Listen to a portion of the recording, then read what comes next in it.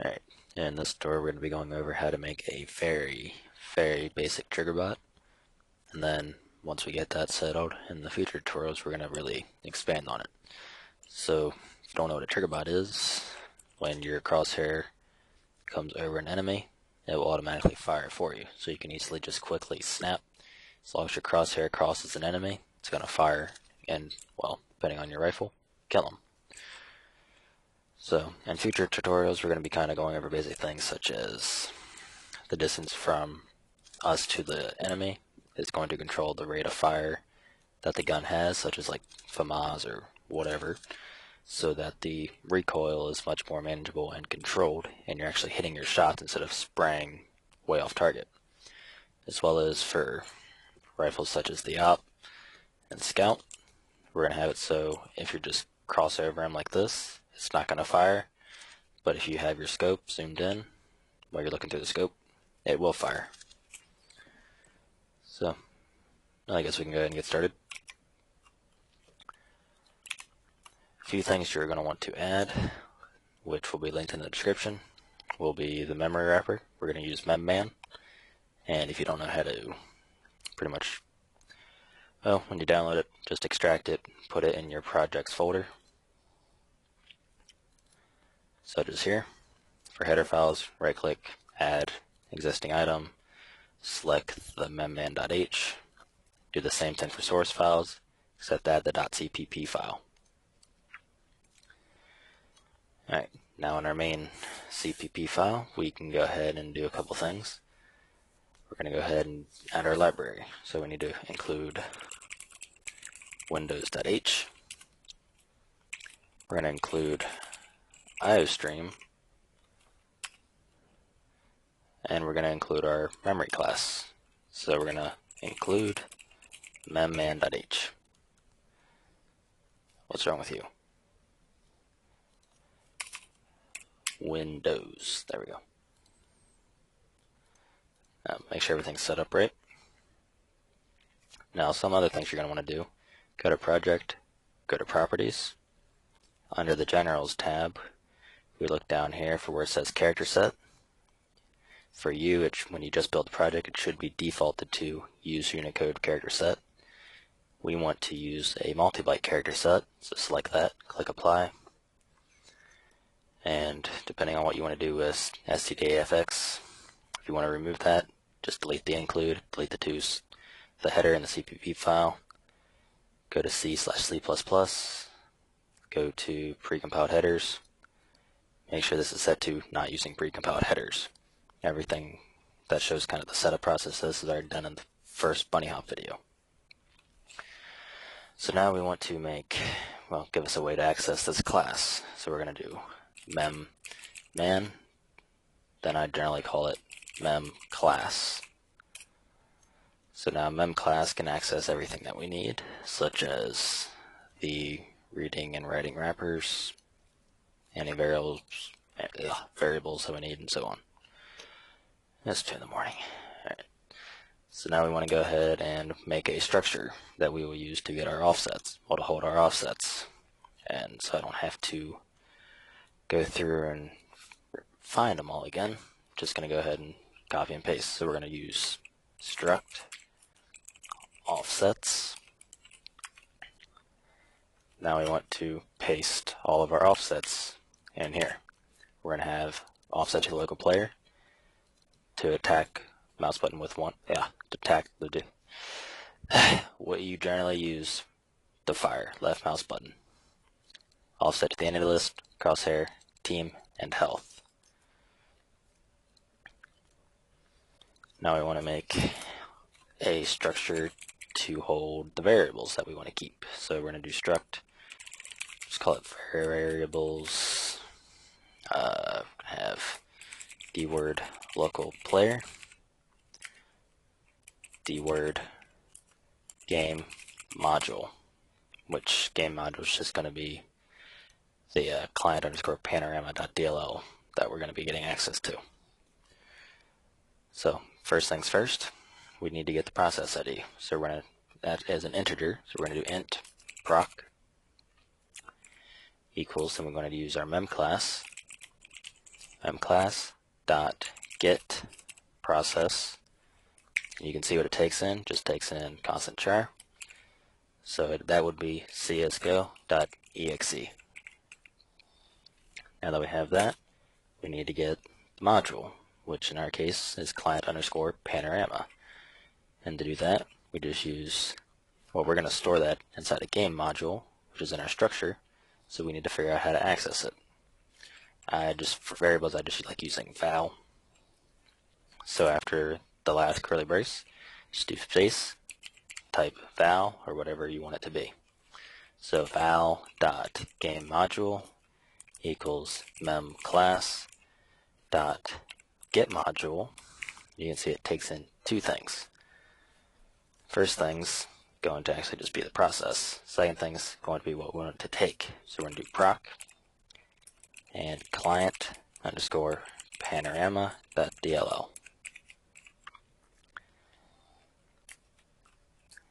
And now we want to go ahead and get our local player, which that is going off of the game module plus the local player offset.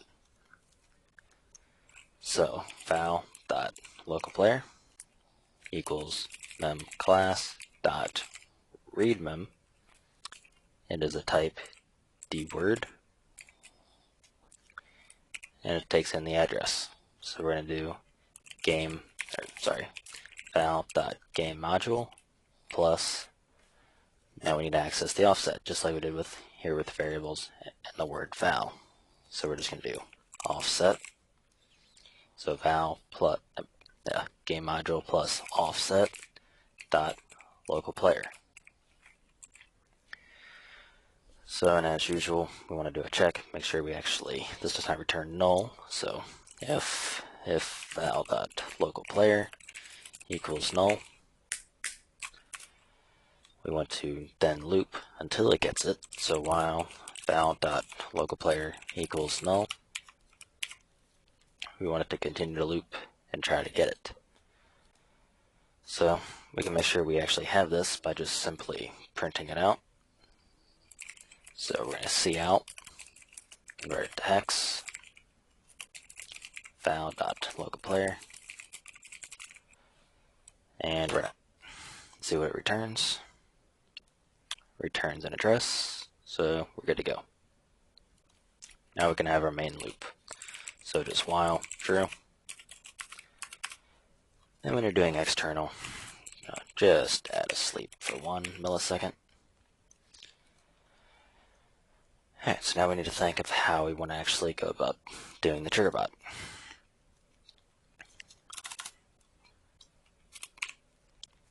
I want one function to pretty much that takes over. So that would be just whatever function we have to handle the Triggerbot.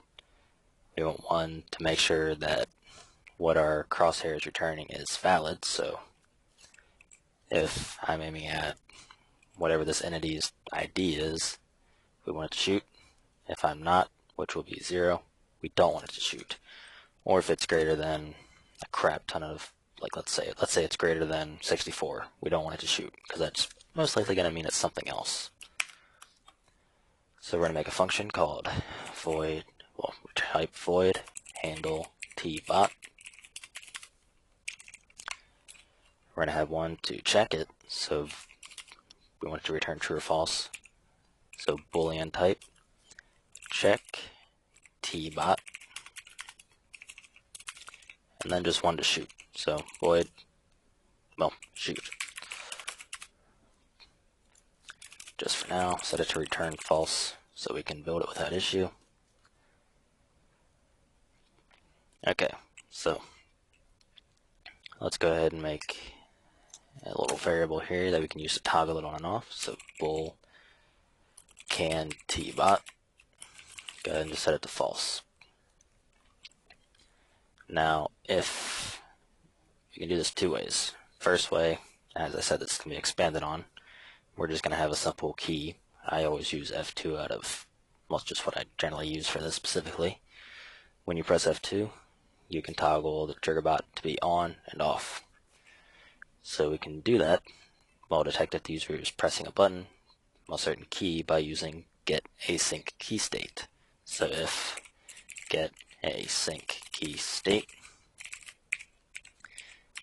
vk f2, then we want to do a byte comparison so we can tell if it's being completely spammed or held in, sorry. Now we want to change this. So since it's going to be starting out false, if the user presses S2, we want it to convert to true. So you can do this by can tbot equals the opposite of can tbot. So if it's true, it's going to turn to false. If it's false, it's going to turn to true. It's literally that simple. So now if it is true, we want it to call our handle tbot function. So if can tbot, we're going to call handle tbot. So if it's true, it's going to run whatever code we have in here, which is going to run whatever is in here, which is going to come back to here. And if it returns true, it's going to run whatever we have in here. So things that we are going to need. We are going to need to get, you can see it in our offsets here. We need to get our crosshair, like what the ID inside the crosshair is going to be. We need to get pretty much the entity from that crosshair, like that it returns. Then we want to get the team of that entity, make sure it does not equal our own team. Make sure that entity's health is greater than 0. And if it is, we're just gonna set this to 5, because 5 for the attack is to shoot, and 4 is to, well, not. Oops. So just for now, we can go ahead and just store our own selves, get our team, and just have it so we can do the comparison, make it a little bit easier later. And our team is just a simple integer, generally 2 to 3. So int my team. So instead of having it getting our team every single time, but when you do switch sides, your team number will change. So we can just set it so when this is toggled on and off, we're just going to go ahead and get our team as well. So val.myTeam is equal to memClass.readMem. It's an integer. So now we want to go from our local player and add the offset for team. So val.localPlayer plus offset.team. This should return our team.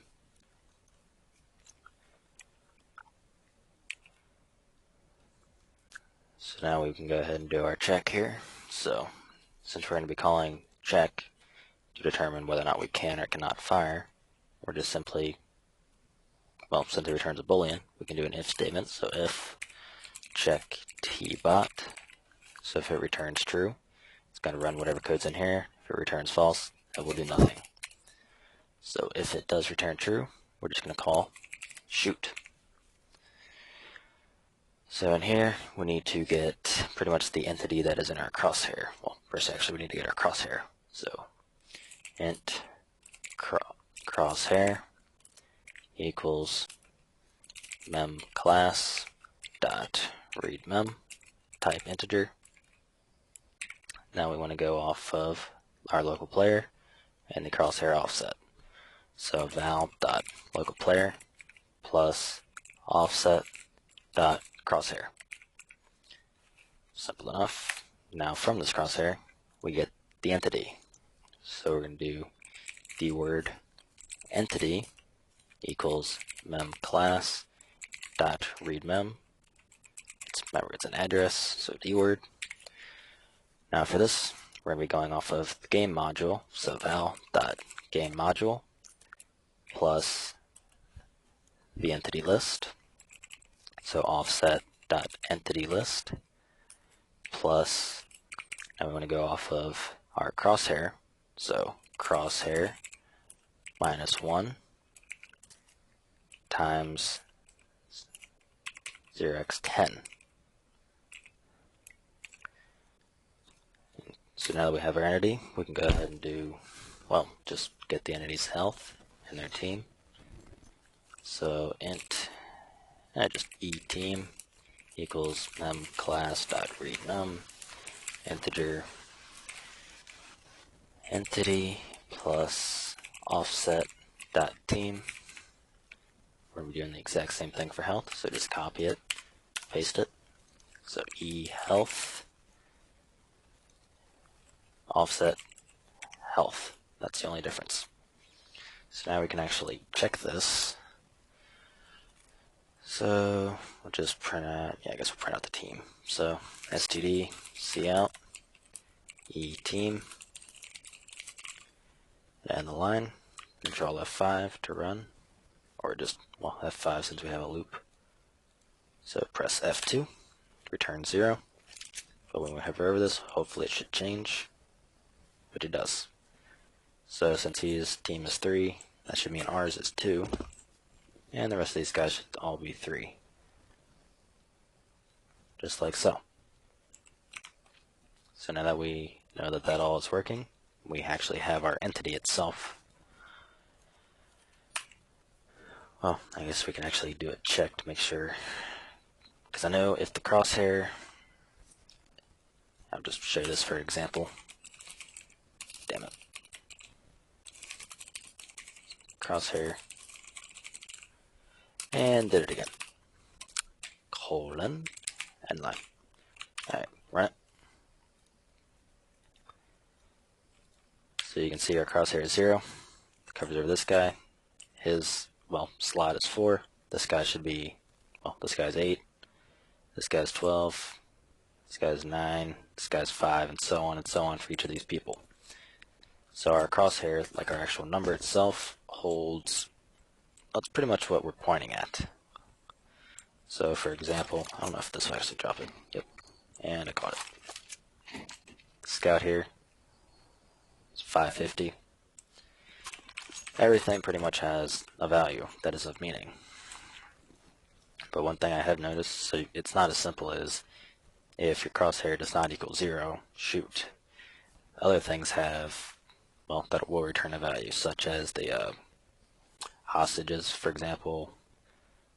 Well, like you just saw here, if we have it set to if crosshair does not equal 0, and I just swipe over the gun, it's going to fire.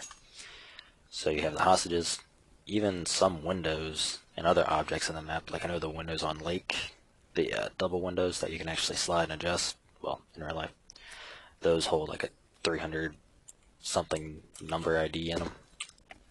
So it's just things like that that you need to account for. So in the server, there's generally not going to be more than 64 players that you're going to use this on. So like I said, this is a very simplified basic tutorial. So we're not going to go about getting the max amount of players that can be possible for that mode. We're just going to, well, go, actually no, that'll be for our glow tutorial, sorry. But all we need to know is we don't want our crosshair to equal 0, and we want it to be less than 64. So let's go ahead and get back to writing it. So if crosshair does not equal 0 and crosshair is less than 64, we want it to go ahead and get all the rest of the crap that we need. So here we can do our quick comparison. So if eTeam does not equal val.myteam, so if our teams are different, and eHealth is greater than 0, return true. If not, return false. Same thing for this if statement up here. If our crosshair does equal 0 or is greater than 64, just else return false.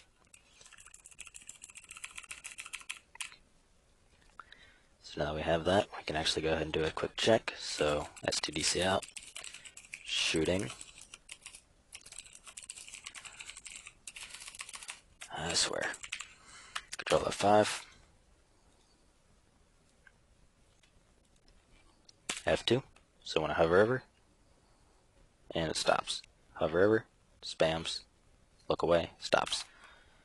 So we know we have it working. So all we need to do now is, inside of our shoot function, literally just, well, shoot. So for our force left mouse button, or our attack 1, if you look at offset dumpers, it's usually just attack 1 and attack 2, depending on which address you're going for, well, which one you're going for. We want to set that to 5. Now this offset goes off of the game module, not ourselves.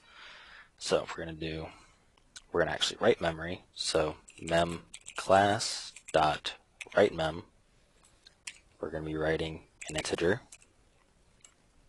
So what we want to write, as you can see, it takes in 2 values. The address, just like we do here, local player plus crosshair, and the value we want to assign it to. So we're going to be going off the game module, so val dot game module plus offset dot force left mouse button. Now we want to set the variable to shoot. It is 5. So we're going to send it the value of 5. Now we want to go ahead and have it sleep between us resetting this. By resetting, I mean setting it to 4. So we're just going to set it to 4. So a quick rundown again. If the user presses F2, it toggles can Tbot to true or false depending on which one it was previously on. If can Tbot is true, so we can use the Triggerbot, we're going to continually call this handle Tbot function, which will have an if statement. So if check Tbot function returns true, we're going to shoot. So inside of check Tbot, we get what is in our crosshair. If it does not equal 0 and is less than 64, meaning it's a valid entity that we can aim at, we're going to go ahead and get the actual entity. We're going to get that entity's team and health. If the entity's health is greater than 0, and if the entity's team does not equal our team, we're going to return true. If that fails, we're going to return false. And if our crosshair equals something like 0 or is greater than 64, we're going to return false as well. So if it returns true, we're going to shoot by simply voila. So control F5, or press F2. You can see it just goes over nice. So this guy.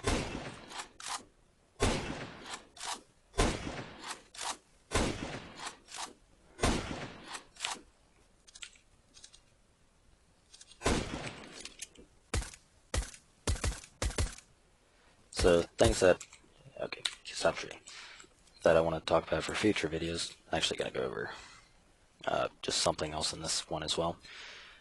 The distance between you and the enemy,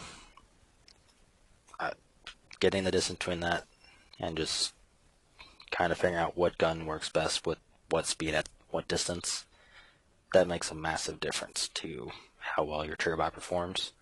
And it's incredibly simple to do. You just need one big switch statement for all your weapon IDs, which I will, well, in the tutorial, I'll just show you. But, so when you're at a distance like this, let's say you want to shoot them, you can see how that just sprays, but due to the recoil, the shots literally just went. Did that even hit them? Well, they literally went everywhere else but on target. Whereas if that was off, oops, and you just slowly spam fire, it's hit, hit, and so on. So it's much more controlled. So we do have our basic Triggerbot working now. One more thing that I do want to cover would be, I personally don't like having a toggle on and off for Triggerbot. I prefer holding something down on my mouse. So that's why I have this here so I can remember. So let's say we want to change it so it works with, I guess we can just do both toggle and if we hold down our mouse. So one thing we can do to figure out which button is like the correct one that we want to use on our mouse Get async key state has 2 extra mouse buttons, I believe. Yeah, it should be 2. We'll see here in a second. So if get async key state vk x, yeah, you can see it here, x button 1 and x button 2. Do our comparison, which we will be changing this so it is a hold down, which I will explain here in a second. We're going to see out button 1. We're going to copy this, paste it, change x button 1 to x button 2, change button 1 to button 2, and run it. And I'm missing an I. Boop. Run it. Alright, so I'm going to press the button forward. Alright, so that's my mouse button 2, and this is my mouse button 1. The button that is closest to me is button 1. The one that is farther away from me, closer to the TV, is button 2 in my case. Yours may differ, so just do whichever one you want. So I personally want button 1. So, if button 1 is being held, we want can T-bot to be true. When it's released, we want it to be false. So that's what we have. That here. So, to detect if it is down, we just do like a normal comparison. So for instance, if key down is equal to negative 32768, we know that the key's down. But a much cleaner way that we can do this is to define it. So hashtag define key, I just make it in caps, key down. We're going to set it to negative 32768. Now we're going to do the same for key up. Define key up 0. So to make it look like this, if key down is equal to, well, if the key press is equal to key down, run what we want. If it is equal to key up, it just makes it a heck of a lot neater to read instead of remembering exactly what things are. That's just one little thing you can kind of use for future reference. And it's 2:20 in the morning. Alright. So we're going to make another boolean. We're just going to do is key held. We're going to set it to false. Actually, just change it to key held. So if the key is down and key held is false, we want it to run what's in here. If the key is up and key held is true, run what's in here. So what we're going to do is toggle it. So first thing we're going to do is set key held to true. We're going to set can T-bot to true.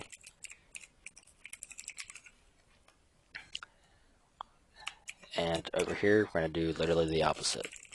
So we're going to set them both to false. So just for reference, held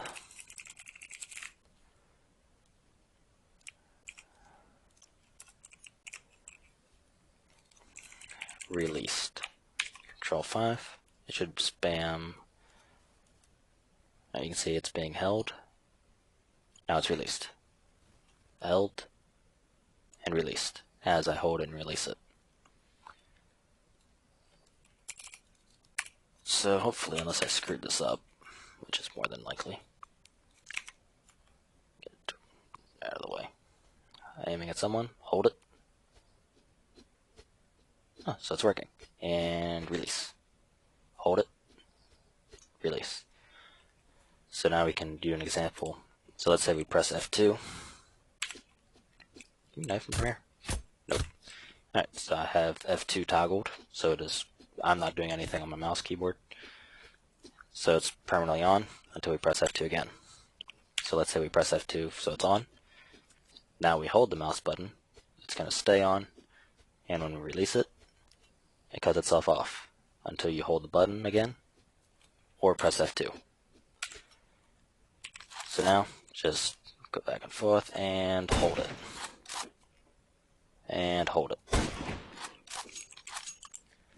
That's how to make a pretty basic but very functional aimbot. It's literally that simple. And glow.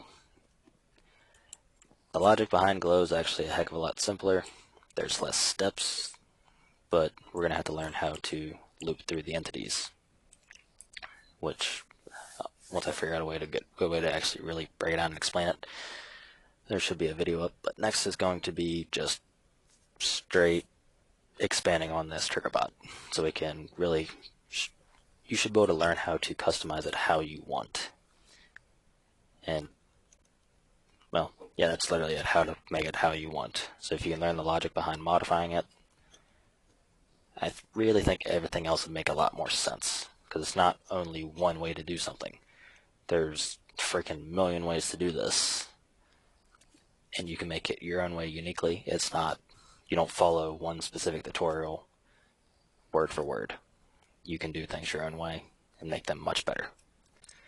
It's also really good to learn. So anyways, it's 2:30 and I'm just done. Good night. Thank you so much for watching. As always, if you love guided hacking, please like and subscribe and share our videos with your friends. If you want to donate, guidedhacking.com/donate. You can use PayPal, cryptocurrency, or become a patron on Patreon. That's patreon.com/guidedhacking. Thanks again for watching, and stay tuned for more.